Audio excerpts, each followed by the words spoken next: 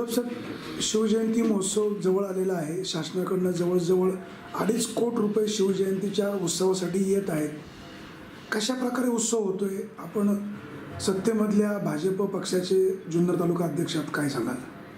या ठिकाणी शिवनेर महोत्सवाच्या निमित्ताने जर सांगायचं झालं तर भारतीय जनता पार्टीच्या असणाऱ्या शासनाच्या किंवा सरकारच्या मार्फत जे काही 3 दिवसीय शिवनेर महोत्सव ह्या वर्षापासून चालू होणार आहे दर 3 वर्षांनी, त्याच्यामध्ये शासनाने जाहीर केलेले 2.5 कोटी रुपये पेपरमध्ये बातम्या आलेल्या आहेत. साहेब, शासनाने जाहीर केले म्हणजे कोणी जाहीर केले? हे आमदार साहेबांनी तालुक्यामध्ये आपल्या पेपरबाजी केलेली आहे आणि ह्या 2.5 कोटी रुपयाची इगतवारी किंवा शिवनेर महोत्सवाच्या निमित्ताने जो काही खर्च केला जाणार आहे कार्यक्रमांचा, तर त्याच्यामध्ये कुठल्याही प्रकारची अद्याप रूपरेषा बाहेर पडलेली नाही. दरवर्षी शिवजयंतीसाठी शासन किती रुपयाची तरतूद करतं? माझ्या माहितीप्रमाणे शासन दरवर्षी प्रत्येक तालुक्यातील कमिटी असतील, शासन त्या पद्धतीनं महानगरपालिका असेल किंवा जिल्हा परिषद असेल, पंचायत समिती असेल, मार्केट कमिटी असेल, तालुक्यातील हे लोक सहकार्य करून 5-25 लाख रुपये खर्च होत असतात. शासनाकडनं तरतूद किती असते दरवर्षी? 25 लाख रुपयाच्या पुढे माझ्या माहितीप्रमाणे तरी नाही. यावर्षी तब्बल 2.5 कोटी रुपये या महोत्सवासाठी येणार असल्याचं सांगितलं जात आहे.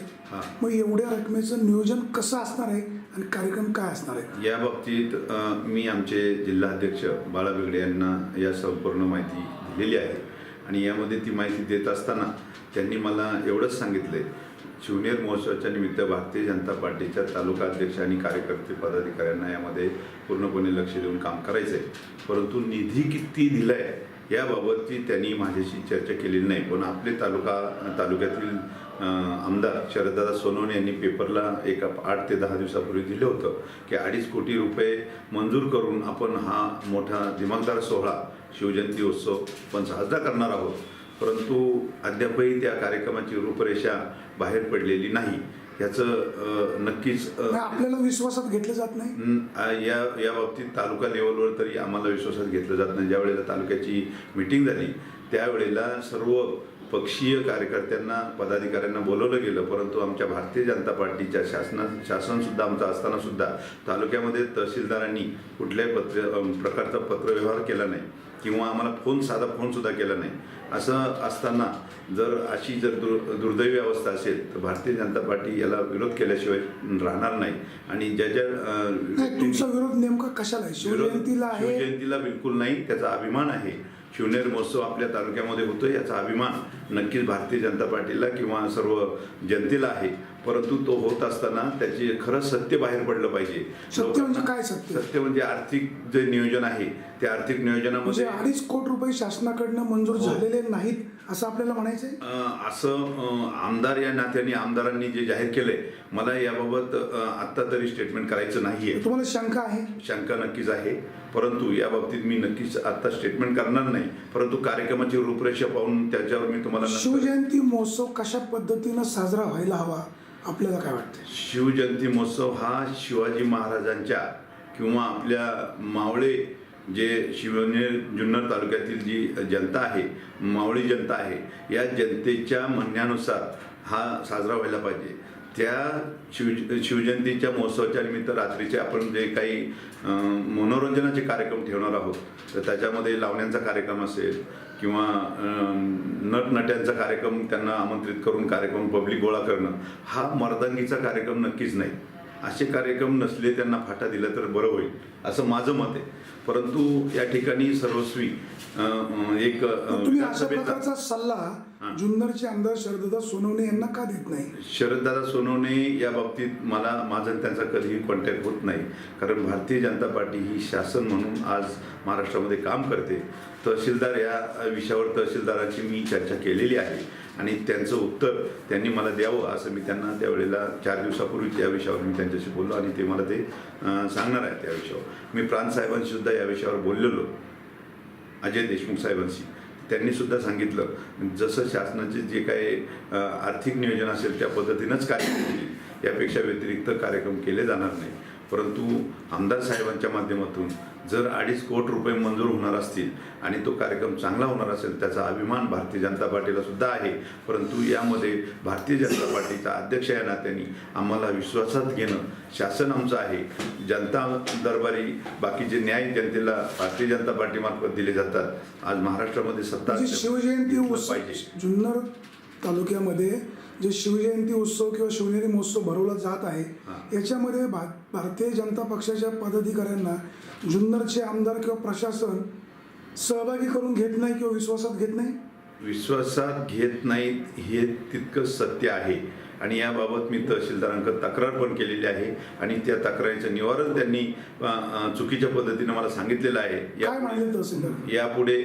यापुढील काळामध्ये मी या पद्धतीची माझ्याकडून चूक होणार नाही. मी सर्वपक्षीय मला काही कोणाचं हे नाही आहे. मी शासन अधिकारी आहे.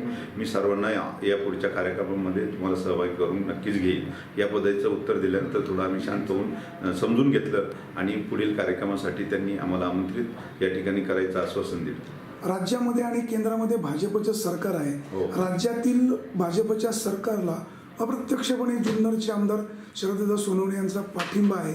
असं असतानाही जुन्नर तालुक्यामध्ये जी विकासाची कामं होतात या संदर्भामध्ये तुम्हाला विश्वासात घेतलं जात नाही. हे दुर्दैव आहे.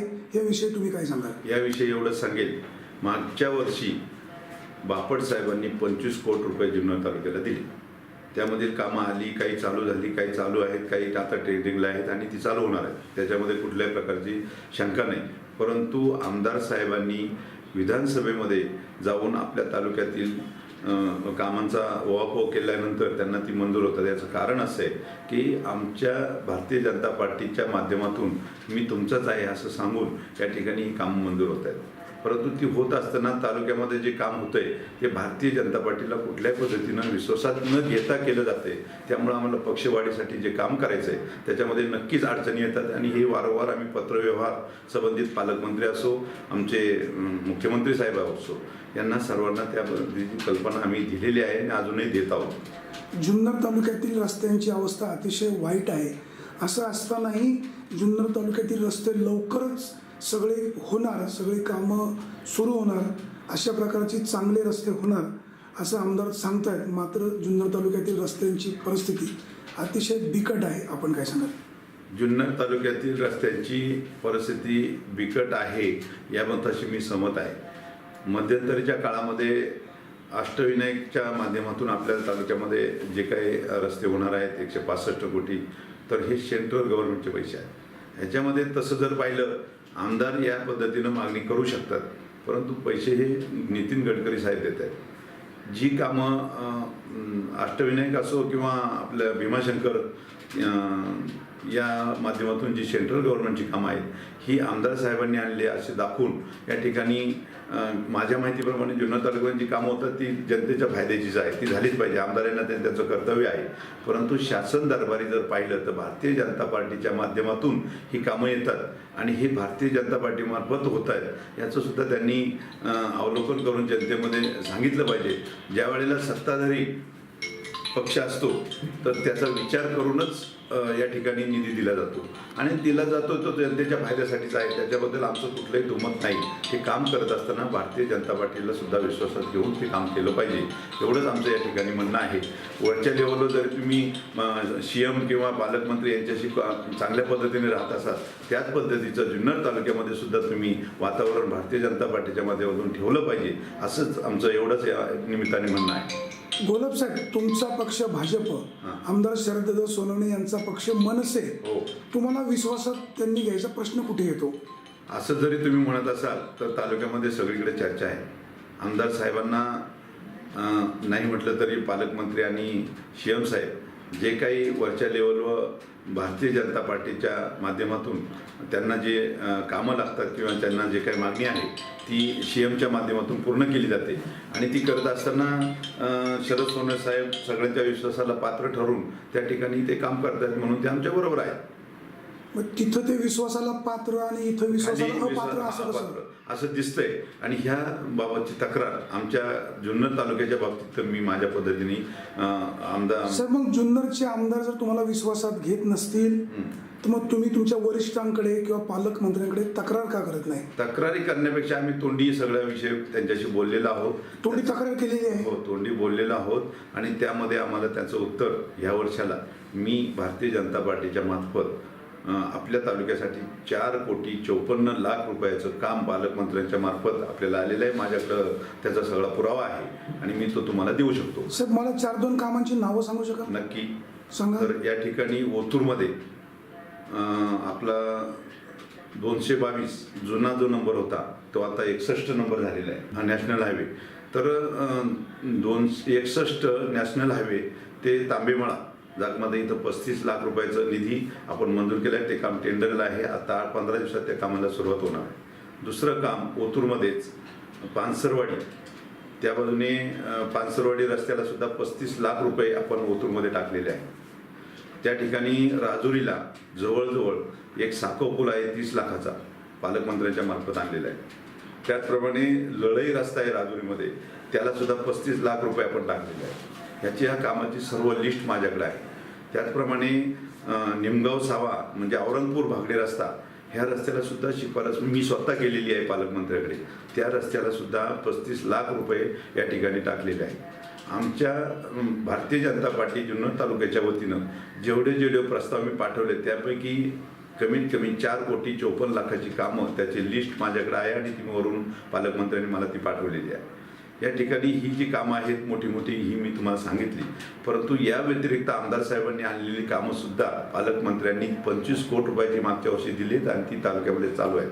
PWच्या मार्फत असो, पंचायत समिती जिल्हा परिषदच्या म्हणजे मार्फत. आमदार शरददादा सोनवणे ज्या कामांची घोषणा करतात ती कामं त्यांची नाहीत तर पालकमंत्र्यांची आहेत असं म्हणायचं आपल्याला? हो, नक्कीच पालकमंत्रीच पैसे देत आहेत. आमदारांचा निधी पण नाही.